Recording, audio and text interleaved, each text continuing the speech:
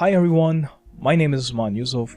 इस वीडियो के अंदर हम लर्न करेंगे कि विड्थ टूल किस तरह से काम करता है और हम इसको यूज़ करते हुए अपनी आउटलाइंस की या फिर अपने स्ट्रोक्स की जो विड्थ है उसको इंक्रीज़ या डिक्रीज़ किस तरह से कर सकते हैं, और इंक्रीज़ और डिक्रीज़ करने के साथ हम डिफरेंट किस्म के डिज़ाइंस किस तरह से क्रिएट कर सकते हैं। So without any further ado, let's get right into the video.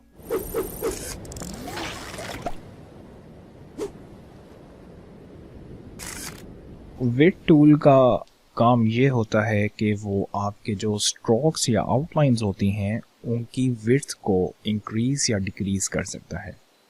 और इस एग्जांपल को समझाने के लिए मैं सबसे पहले क्या करूँगा कि यहाँ पर जो लाइन सेगमेंट टूल है इसको सिलेक्ट करूँगा और अपने आर्ट बोर्ड के ऊपर मैं एक लाइन ड्रॉ कर लूँगा। तो आप देख सकते हैं कि मेरे पास एक ब्लैक कलर में लाइन आ गई है। इस लाइन की जो विड्थ है वो मैं थोड़ी सी इंक्रीज़ कर लेता हूँ। मैं अपनी लाइन को सिलेक्ट करूँगा और स्ट्रोक ऑप्शंस में जाके यहाँ से लाइन का जो विड्थ है वो इंक्रीज़ कर लूँगा। लाइन की विड्थ इंक्रीज़ करने की रीज़न ये है कि मैं यहाँ से इसको थोड़ा सा विजिबल बना सकूँ ताकि हमें एटलीस्ट थोड़ा नज़र बेहतर तरीके से आ सके। अब मैं इसको सिलेक्ट करके अपना जो विड्थ टूल है वो सिलेक्ट करूँगा। यहाँ पर आप देख सकते हैं कि विड्थ टूल मौजूद है। इसको आप यहाँ से भी सेलेक्ट कर सकते हैं, और अगर आप अपने कीबोर्ड पर शिफ्ट W प्रेस करें तो उससे भी विड्थ टूल एक्टिवेट हो जाता है। अब आपने गौर से ये देखना है कि जब मैं जूम इन करता हूँ अपने इस लाइन के ऊपर और जैसे ही मैं इस पर हॉवर करता हूँ तो यहाँ पर एक सेंटर में डॉट बन जाता है और मेरा जो कर्सर है उसके साइड पर प्लस ऐड हो जाता है। अब मैं जैसा ही क्लिक करके इसको इस तरह से नीचे की तरफ मूव करूँगा तो आप देख सकते हैं कि हमारा जो यहाँ पर लाइन है, जैसे जैसे मैं अपने कर्सर को नीचे लेकर जाता हूँ हमारी लाइन का जो साइज़ है वो थोड़ा इंक्रीज़ हो जाता है।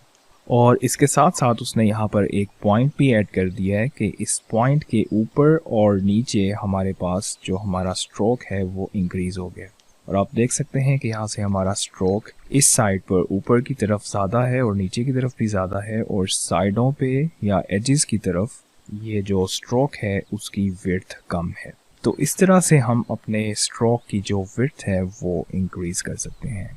लेकिन ये जो विड्थ है ये कुछ ख़ास पॉइंट्स के ऊपर जिस जगह पर हम उसको हॉवर करके क्लिक करके इंक्रीज़ करेंगे, सिर्फ उस पॉइंट के ऊपर ये इंक्रीज़ होगी। इसको समझाने के लिए मैं आपको दोबारा से एक पॉइंट और ऐड करके दिखाता हूँ। यहाँ से मैं विड्थ टूल सेलेक्ट करूँगा और दोबारा किसी और पॉइंट के ऊपर जो मैं इसकी विड्थ है वो इंक्रीज़ करूँगा।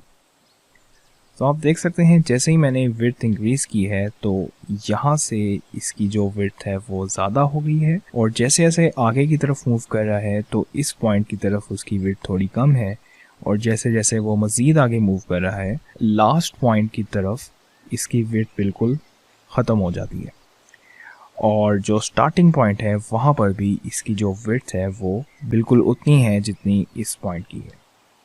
इसी तरह से मैं अपने इस लाइन सेगमेंट की जो विड्थ है वो कम भी कर सकता हूँ।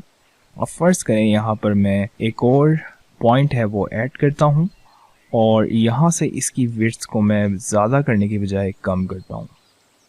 तो जैसे जैसे मैं इसको कम करता हूँ ऊपर की तरफ मूव करके, तो आप देख सकते हैं कि यहाँ पर अब एक पॉइंट और ऐड हो गया है। इस पॉइंट की जो विड्थ है वो कम है, और इसी वजह से आपको इस जगह पर इस एरिया की जो विड्थ है वो एज़ कम्पेयर टू बाकी के जो पॉइंट्स हैं उनके कंपैरेटिवली ये कम नज़र आती है। इसी तरह से हम इस लाइन सेगमेंट की जो विड्थ है वो कॉर्नर से भी कम या ज़्यादा कर सकते हैं, और उसके लिए मैं विड्थ टूल सेलेक्ट करता हूँ और यहाँ से इसको मैं इंक्रीज़ करके दिखाता हूँ। तो आप देख सकते हैं कि दोनों तरफ हमारी जो विड्थ है वो इंक्रीज़ हो गई है, और बीच में मैं इसको किसी जगह से डिक्रीज़ कर दूँ तो ये विड्थ कुछ इस तरह से हो जाएगी।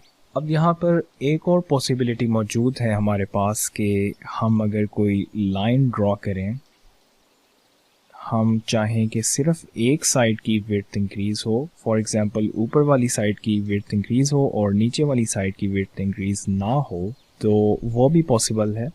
तो ये करने के लिए हम क्या करेंगे कि अपने कीबोर्ड पर ऑल्ट प्रेस करते हुए ये पॉइंट ऐड करेंगे और उससे क्या होगा कि सिर्फ उस साइड पर इसकी विड्थ इंक्रीज होगी जिस साइड पर हमने इसको मूव किया है और ऑल्ट प्रेस करके रखा है।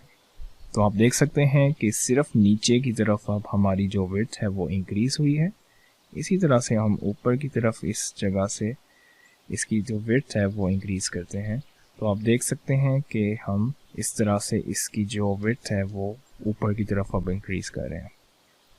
तो इस तरह से जब आप ऑल्ट प्रेस करते हैं तो उससे सिर्फ एक साइड की जो विड्थ है उसको वो कम या ज़्यादा करता है।